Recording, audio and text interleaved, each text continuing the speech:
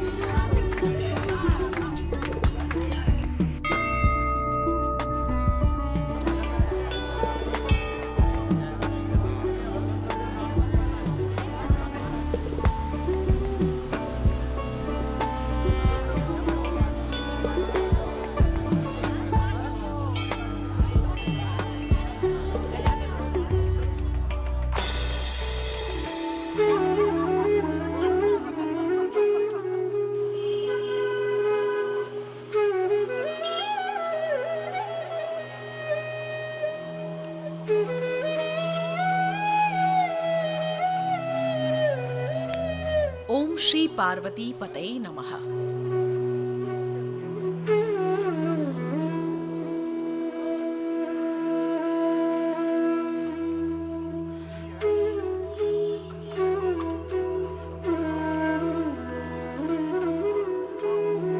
मोक्षदायिनी गंगा नदी हरिद्वार में बहती है। हरिद्वार का हिंदू धर्म के अनुसार बहुत मान्यता व महत्व है।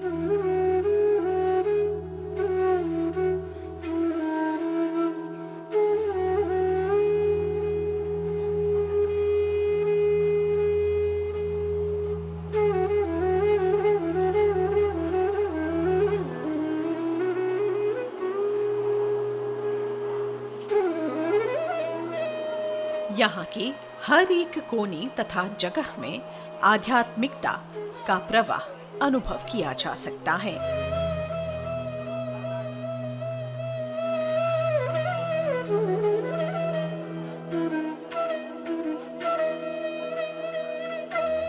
श्री बिल्वकेश्वर मंदिर के उपरांत हम तीर्थ यात्रा एसोसिएशन के साथ मिलकर बढ़े हमारे अगले तीर्थ स्थल की ओर।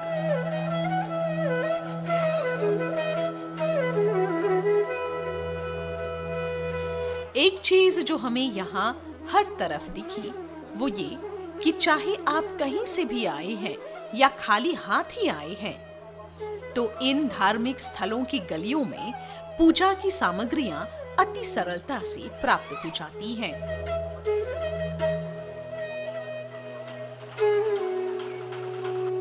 पवित्र मां मनसा देवी के मंदिर, जहां दर्शन के लिए भक्तों के साथ हम भी चल पड़े।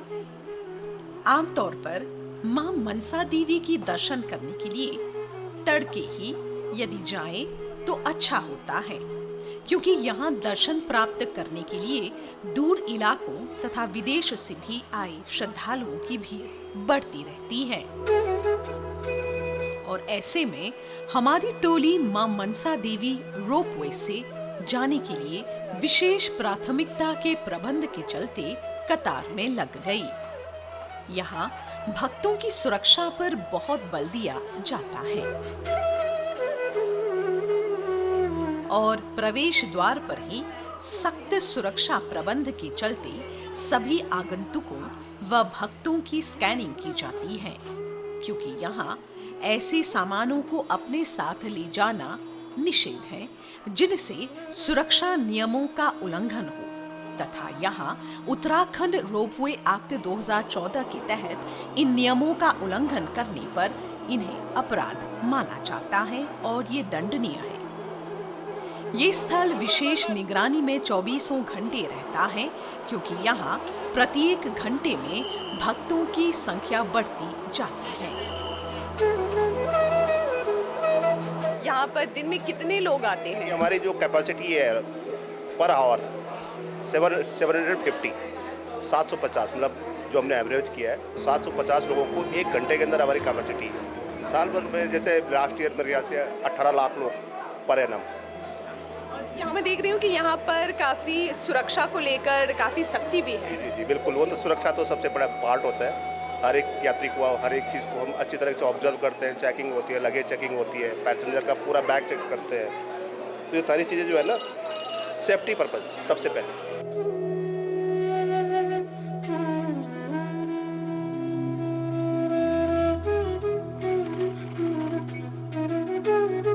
इसके बाद हमारी टोली रोपवे की ओर बढ़ी, जहां केबल कार के माध्यम से होते हुए मां मनसा देवी की मंदिर जो पहाड़ पर स्थित है वहां पहुंची।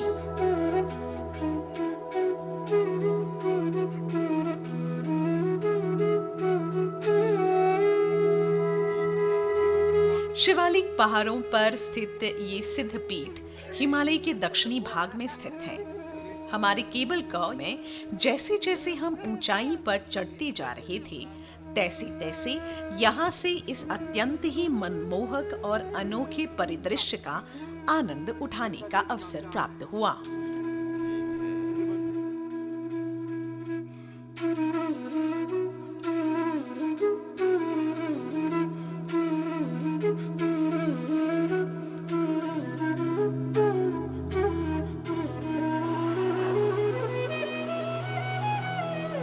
मान्यता है कि मां मनसा देवी सिद्धपीठ ऋषि कश्यप के मस्तिष्क से आया है।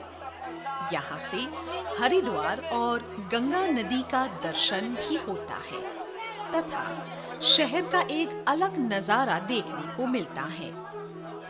1981 के साल में ये रोपवे केबल सेवा मां मनसा देवी का आशीर्वाद प्राप्त करने के लिए वृद्ध व विकलांग लोगों की सुविधा हेतु कार्यरत किया गया था, पर इसके अलावा कई किलोमीटर की खड़ी ट्रैकिंग करके ऊपर पहुंचा जा सकता है, जिससे ये स्थल एक पर्यटन स्थल भी बन गया है। पर यहाँ केबल से जाते समय पूरे इलाके पर एक बर्ड्स आई व्यू प्राप्त होता है, जिसका अलग ही आनंद है।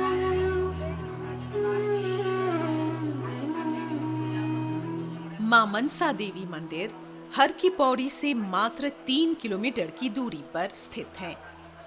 ये प्रसिद्ध पंच हिंदू मंदिरों में से भी एक है। यहाँ पहाड़ों पर माता मनसा की प्रतिमा भव्य रूप से विद्यमान है और भक्त यहीं से चढ़ावा के लिए पूजा का थाल लेकर आगे बढ़ती हैं, जिनमें प्रसाद, कमल पुष्प, श्रृंगार, नारियल और चुन्नी सुशोभित है, जो माता को अर्पित की जाती है।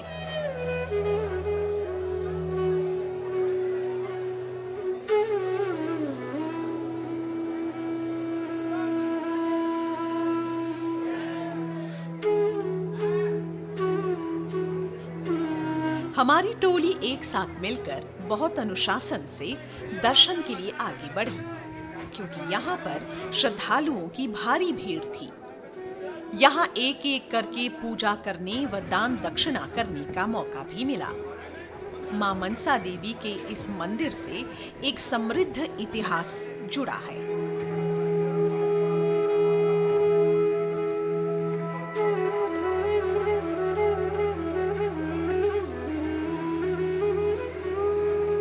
मां मनसा देवी के साथ कई कथाएं भी जुड़ी हैं। पुराणों में वर्णित है कि माता का ये मंदिर उन 4 स्थानों में से एक है जहां समुद्र मंथन के बाद निकले अमृत के बूंद गिरे थे। और मान्यता है कि अपने पिता शिव की नगरी भ्रमण करने यहाँ मां मनसा देवी प्रकट हुई थी और बाद में यहाँ मां एक शिला के रूप में प्रकट हुई थी। तभी से ये स्थान मनसा देवी से प्रचलित हुआ। इतिहास में ये भी कहा गया है कि सन 1811 ईस्वी से 1815 के बीच महाराज गोपाल सिंह ने इस मंदिर का जीर्णोद्धार करवाया था। यहाँ पहुंचकर हमें मनसा देवी ट्रस्ट के अध्यक्ष से भेंट कर इस पवित्र स्थान के बारे में ज्यादा जानने का अवसर प्राप्त हुआ, जहां मन की इच्छा व मनसा पूर्ति के लिए यहाँ श्रद्धालु आते हैं। ये माँ मनसा देवी मंदिर, ये जगह तो एक पर्वत है जिसका नाम बिल्व पर्वत है। उस बिल्व पर्वत पे माँ मनसा देवी मंदिर का प्रादुर्भाव हुआ है। ये बहुत प्राचीन समय तपस्थली थी किसी सिद्ध पुरुष ऋषि मुनि की। उन्होंने यहाँ तपस्या करी है और माँ मनसा देवी, ये 3 पुराणों में इसका वर्णन है, शिव पुराण, स्कंद पुराण और देवी पुराण।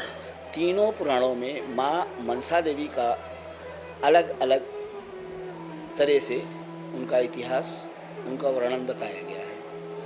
मैं संक्षेप में ही आपको शिव पुराण के अनुसार आपको कुछ बता देता हूँ। और महाभारत काल में जब राजा परीक्षित, अभिमन्यु के पुत्र थे राजा परीक्षित, उन्होंने एक सर्प का जो है अनजाने में ही उनसे गड़बड़ हो गया था। तो वो सर्प नहीं थे, वो ऋषि थे, तक्षक नाम, आपने सुना होगा। वो सर्प राजा परीक्षित को कि आप कहीं भी रहोगे हम आपको काटेंगे और आप ये पृथ्वी छोड़ दोगे। उनका बहुत उपाय किया गया, परंतु वो तक्षक नाग फूलों के गुलदस्ते में बैठ करके आए और राजा परीक्षित को काटा। और उनके पुत्र जन्मेजय थे, उन्होंने सर्प यज्ञ किया, जो संसार के सारे सर्प, जो विषैले सांप, कैसे भी सांप, उस यज्ञ में आकर के अपने प्राण त्याग रहे थे। उस यज्ञ में आकर के, क्योंकि सर्प यज्ञ में जो आहुति थी, बड़े बड़े ऋषि मुनि तपस्या कर रहे थे, तो सारे पृथ्वी का जो प्रकृति का वो था, खत्म होने को था। तो देवी देवताओं ने ब्रह्मा जी से स्तुति की। ब्रह्मा जी ने उनको शिव जी के पास भेजा, तो उन्होंने मनसा देवी का प्रकट किया। ठीक, उनका नाम शैवी रखा गया। वो मनसा देवी जी आकर के जन्मेजय के सर्प यज्ञ पर पे उन्होंने वहाँ पे बोला और तब से वो सर्प यज्ञ बंद किया और फिर सर्प सुरक्षित हुए। ये दुर्गा स्वरूपिणी है माँ मनसा देवी, इनका सिंह का वाहन है। मनसा देवी ने जब सर्प यज्ञ को रोका तो देवी देवताओं ने इनको आशीर्वाद दिया कि आपने हमारी मनोकामना पूर्ण किया है और आप हमारी जो मनोकामना मन से पूरी की, हमारी इच्छा थी ऐसा, तो आपके दरवाजे, आपके द्वार पे जो सच्चे मन से, मन सका मतलब मन माने हृदय, उससे आपकी कोई आराधना करेगी तो उसकी मनोकामना संपूर्ण होगी। ये सिद्धपीठ है, ये ऋषि मुनि ने तपस्या करके यहाँ माँ मनसा देवी की स्थापना किया है। मूल रूप से ये दुर्गा स्वरूपिणी है। ये मैसूर एक प्रांत है दक्षिण भारत में, महिषासुर नाम का राक्षस था, उसका वध करके यहाँ पे इन्होंने विश्राम किया है। कहाँ से भक्त यहाँ पर आते हैं? यहाँ पे भक्तों का आगमन भिन्न, जितने भी हमारे भारतवर्ष में प्रांत हैं, स्थान हैं, दूर दराज दूसरे देशों से भी लोग आते हैं। इनका नाम इतना विख्यात है क्योंकि हरिद्वार एक 4 धाम यात्रा यहाँ से प्रारंभ होती है। उस 4 धाम यात्रा का भी बहुत ज़्यादा प्रभावित करता है और हरिद्वार में माँ गंगा जी भी स्थापित हैं। तो यहाँ आते हैं तो जब मनसा देवी मंदिर के बारे में, माता के बारे में सुनते हैं कि माँ के चरणों में जाएं, मन से एक आराधना, एक कोई चीज़ हम मुरादें मांगेंगे तो माँ अवश्य पूरी करेगी। और ऐसा साक्षात हुआ है, ऐसा मेरे साथ भी हुआ है। मुझे भी आज जो मैं यहाँ बैठा हूँ, आपसे बात कर रहा हूँ, इस योग्य नहीं था। ये इन्हीं की कृपा थी कि आप मेरा ये साक्षात्कार इंटरव्यू कर रहे हैं। मैं बहुत छोटा व्यक्ति था यहाँ पे, एक सड़क पर बहुत छोटा है, लेकिन उन्होंने मेरी मनोकामना बिना कहे ही बस उनके चरणों में आता था, प्रणाम करता था और चला जाता था। उन्होंने ही मुझे ये सर्वश्रेष्ठ पद दिया जो आप लोगों के बीच में, और ये खुद माँ ने अपना सारा राजकोष मुझे सौंप दिया कि तू देखो। तो ये माँ की कृपा है। तो आप भक्त लोग आते हैं, माँ उनकी बड़ी अच्छी मनोकामना पूरी करती है, और फिर पुनः जब उनकी मनोकामना पूरी होती है, माँ के दरबार में फिर हाजिरी लगाने आते हैं।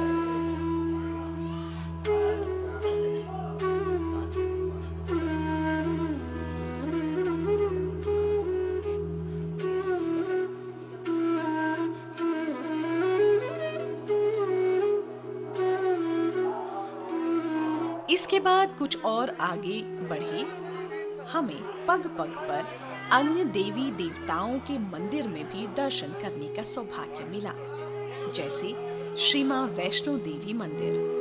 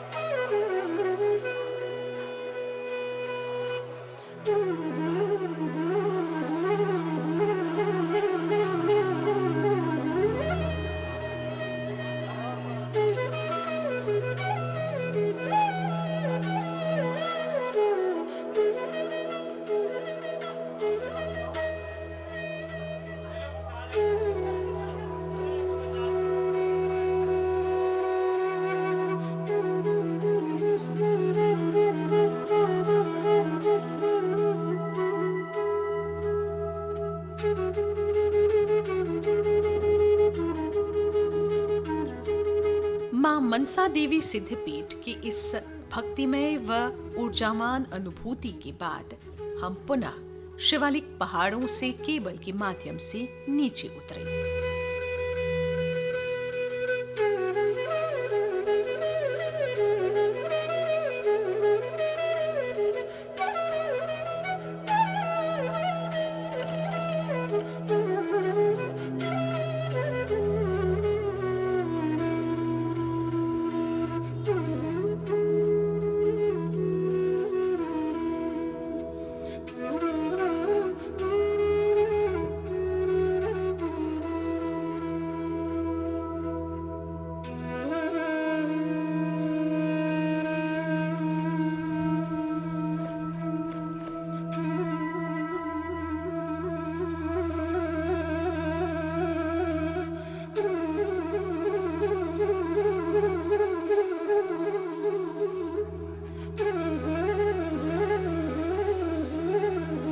नीचे के प्रसिद्ध दुकानों का दौरा भी किया।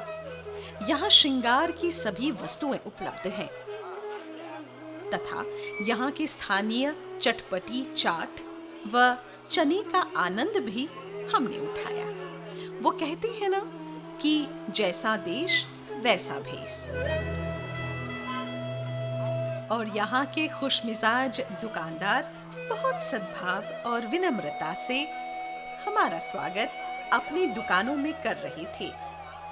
हम निसंदेह कह सकते हैं कि भारत जैसे भव्य देश में यहाँ छोटे बड़े सभी के पसंद और नाप के अनुसार गली गली में सामान आसानी से मिल जाते हैं।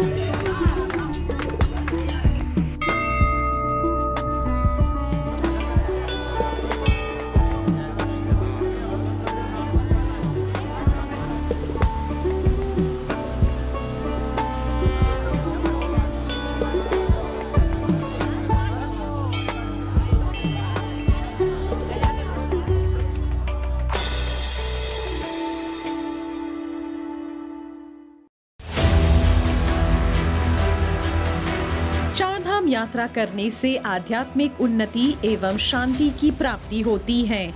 यहाँ तक कहा गया है कि इन 4 पवित्र स्थलों के दर्शन मात्र से ही मोक्ष की प्राप्ति होती है। यदि आप भी इन स्थलों की यात्रा कर पुण्य प्राप्त करना चाहते हैं तो जल्द से जल्द रजिस्ट्रेशन करवाइए। अगली टोली 20 सितंबर 2025 को रवाना होगी, जहां आपको महादेव के द्वार केदारनाथ, विष्णुधाम बद्रीनाथ, गंगोत्री, यमुनोत्री, हरिद्वार, अयोध्या, वृंदावन, वाराणसी, ऋषिकेश तथा उत्तरकाशी के दर्शन करने का सौभाग्य प्राप्त हो रहा है। कॉल कीजिए तीर्थ यात्रा एसोसिएशन को 59060161 या 59498703 या 57019809 पर तथा ज्यादा जानकारी के लिए आप ईमेल info@tirthayatra.org या उनके वेबसाइट www.tirthayatra.org पर संपर्क करें। 4 धाम यात्रा करके अपने जीवन को सफल कीजिए।